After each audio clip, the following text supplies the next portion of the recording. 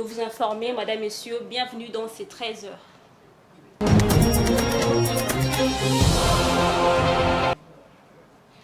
D'abord, cette information en bref. La Commission électorale nationale indépendante CENI a publié mardi 31 octobre 2023 la liste définitive de candidats députés provinciaux en prévision des élections du 20 décembre. Cette annonce fait suite à la réception par la CENI des arrêts émanant de la Cour d'appel agissant en tant que Cour administrative d'appel concernant les recours déposés à l'encontre de la décision de la CENI du 28 septembre 2023 qui portait sur la publication de listes provisoires de candidatures déclarées recevables ou irrecevables pour l'élection de députés provinciaux.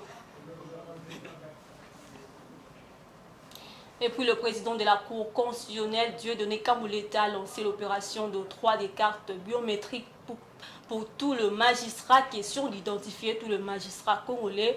Le numéro 1 de la Cour a donné les explications concernant les avantages de cette carte.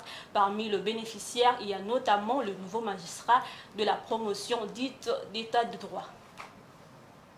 C'est pour lutter contre la fraude dans la profession de magistrat que le président de la Cour constitutionnelle, Dieudonné Kamuleta, a lancé officiellement la cérémonie de l'opération d'octroi de cartes biométriques à tous les magistrats en présence du secrétaire permanent et de nouveaux magistrats de la promotion dite état de droit venus de partout pour bénéficier de cette qualification.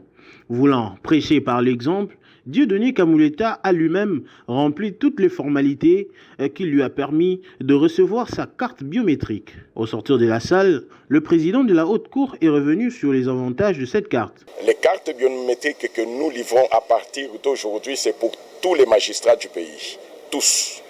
Et vous verrez que sur ces cartes-là, ce qui est écrit, c'est juste magistrat. À telle enseigne que pour tous les magistrats du pays, les cartes sur lesquelles il y aura ma signature, la mention c'est juste magistrat. Mais en bas, il y a un code QR. Ce code QR-là, c'est là que sont détenus tous les détails. Les bénéficiaires de la carte ont en leur tour salué cette initiative. Une innovation, ce sont des cartes qui vont remplacer les anciennes cartes avec les codes QR. Il n'y aura pas possibilité de tricher. Ce sont des cartes qui vont nous servir pour être dans les services qui seront vraiment bien verrouillés pour montrer vraiment la célérité et la discipline qui est dans ces corps. Signalons que cette carte, qui portera la signature du président de la Haute Cour, sera livrée à tous les magistrats de la République démocratique du Congo. Et puis, les élections présidentielles s'approchent à grands pas en République démocratique du Congo. Quelle serait donc la nouvelle méthode de l'opposition pour les scrutins présidentiels du 20 décembre? L'opposition doit-elle s'unir encore derrière une candidature unique? La population a donc réagi quant à ces suivants.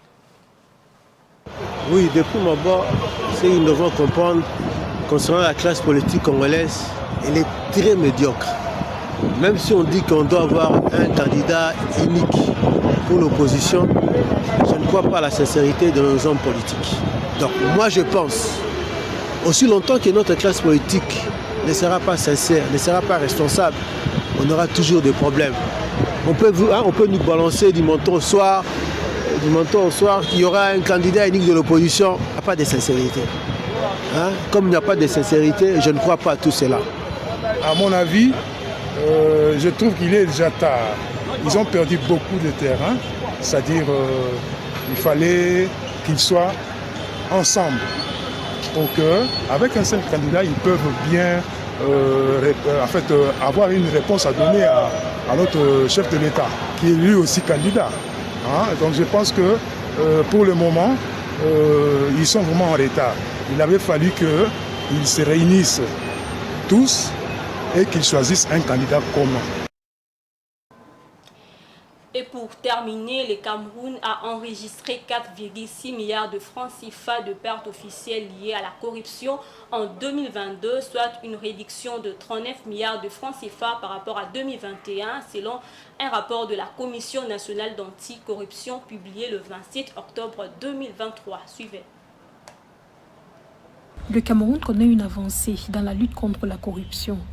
Un rapport de la Commission nationale anticorruption CONAC publié le 27 octobre 2023 évalue à 4,6 milliards de francs CFA les pertes officielles liées à la corruption dans le pays en 2022. Ce chiffre représente une réduction de plus de 39 milliards de francs CFA, comparé aux 44 milliards de francs CFA de pertes enregistrées en 2021, selon la CONAC. Ce préjudice financier est établi sur la base des missions d'investigation de la CONAC ainsi que des condamnations pécuniaires issues des décisions rendues par le Conseil de discipline budgétaire et financière du contrôle supérieur de l'État et le tribunal criminel spécial. La CONAC indique dans son rapport avoir reçu 2603 dénonciations de corruption via la ligne verte, le 15-17, 3472 à travers le courrier administratif, 565 par le courrier électronique et 401 au numéro WhatsApp en 2022. Le rapport note également le détournement de biens publics comme infraction majeure avec 1135 occurrences. L'éducation, les affaires domaniales et foncières et les finances sont parmi les secteurs les plus dénoncés à travers la ligne verte de la CONAC en 2022.